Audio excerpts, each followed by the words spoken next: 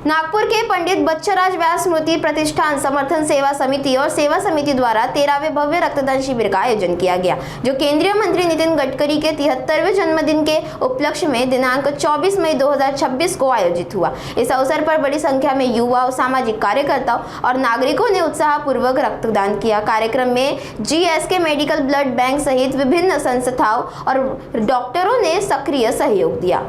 आयोजकों ने बताया कि यह शिविर समाज सेवा और मानवता को समर्पित रहा, जिसमें सैकड़ों लोगों ने भाग लेकर रक्तदान किया। कार्यक्रम को सफल बनाने के लिए कई सामाजिक संगठनों और गणमान्य व्यक्तियों का महत्वपूर्ण योगदान रहा।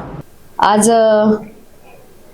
स्वर्गीय पंडित दिन बच्चलालजी व्यास यांच्या स्मृती प्रीत्यर्थ या ठिकाणी माननीय गिरीशजींच्या प्रमुख सौजन्याने रक्तदान शिबिराचा कार्यक्रम होतोय।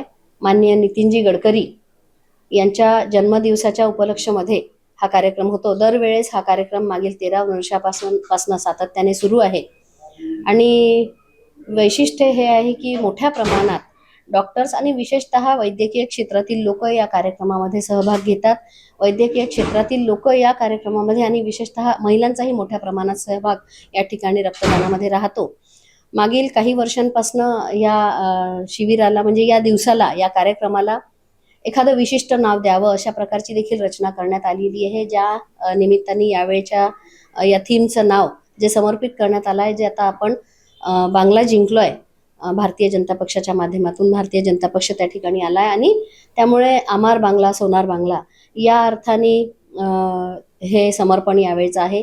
मागच्या वेळेस ऑपरेशन सिंदूरला ते समर्पित केलं गेलं होतं, तत्पूर्वी उमेद म्हणून ते समर्पण केलं गेलेलं होतं।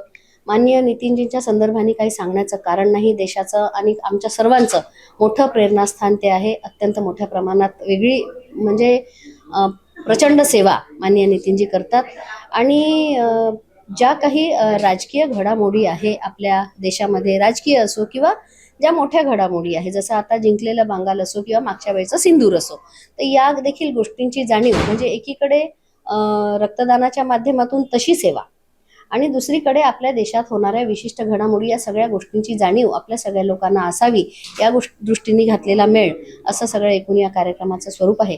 मी माझ्या वतीने अनेक शुभेच्छा या कार्यक्रमाला देते।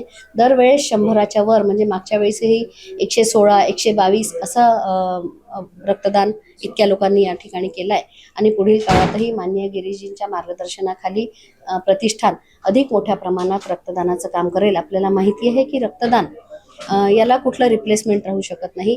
आज मोठ्या प्रमाणात सगळ्या गोष्टी आपण पुढे चाललोय, पण अजून रक्त तयार करता येईल अशा प्रकारची कुठली रचना नाही। त्यामुळे या गोष्टीचं एक अत्यंत मोठं महत्त्व आहे। मी प्रतिष्ठानाला माझ्या वतीने खूप शुभेच्छा देते।